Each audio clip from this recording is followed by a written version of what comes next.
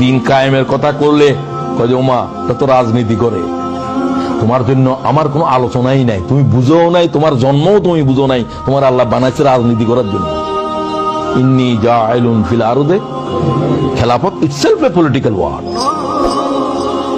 তুমি রাজনীতি জানো না, তোমার কোন জিনে পয়দাশ দিছে, তোমার কোন মালাইকায় পয়দাশ দিছে? তোমার তো বানানো হয়েছে খেলাফতের জন্য। কথা কি বুঝো? তসবিহ পড়ার জন্য তোমার বানাইছে। ফেরেশতারা বলছিল তো আল্লাহ আমরা তো তসবিহ পড়ি, নাহনু নুসাব্বিহু বিহামদিকা ওয়া নুকাদ্দিসু লাক, ক্বালা ইন্নী আ'লামু মা লা তা'লামুন। তোদের কোনো আকল নাই। সুবহানাল্লাহ। খেলাফত কি জিনিস তোরা কি বুঝোস? তোদের কাজ হলো তসবিহ তাহলিল, এগুলোর ভিতরে থাক।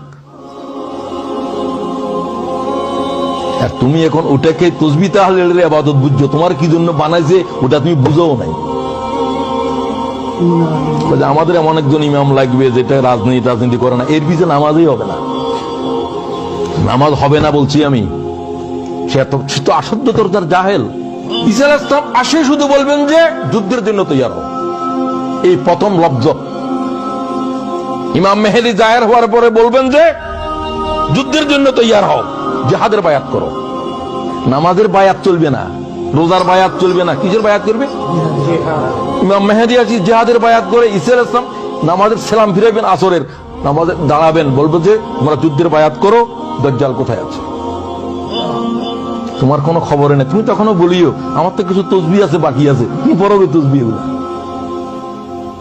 তোমার তো আর কোনো কাম নাই, তুমি বুঝো না। তুমি নামাজ বুঝছো, তুমি জানো না যে যে জিনিস নামাজের কাদা করে দেয় সে জিনিস বুঝো নাই, সেটা হলো জিহাদ। খন্দকের যুদ্ধে রাসূলুল্লাহ 9 ওয়াক্ত নামাজ কাদা হয়েছে। সুবহানাল্লাহ। তুমি নামাজ বুঝছো, নামাজের মুলতবি করে দিয়েছে সেটা বুঝছো? তুমি তোমার মৌতের আগেও বুঝতে না।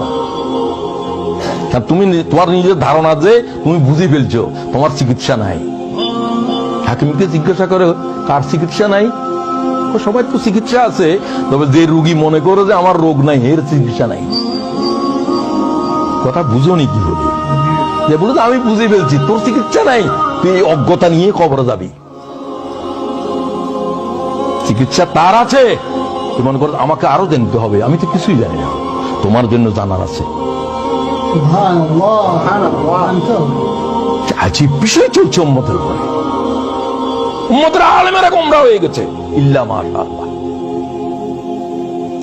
এবং কিয়ামতের আগে তাই হবে। হুজুর বলছে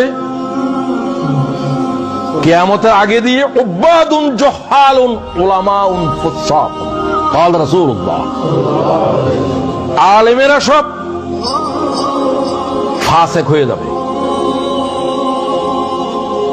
জাহেলেরা আবেদ হয়ে যাবে। জাহেলেরা আবেদ হবে, ইবাদত বুঝবে না। কথা বুঝছেন নাকি? ইবাদত বুঝবে না, হেদের ইবাদত হবেও না, কারণ তাদের ইলম নাই। কোরআন শরীফ পড়ে ভুল পড়ে, ওটা করে ভুল পড়ে, ভুল করে সবকিছু।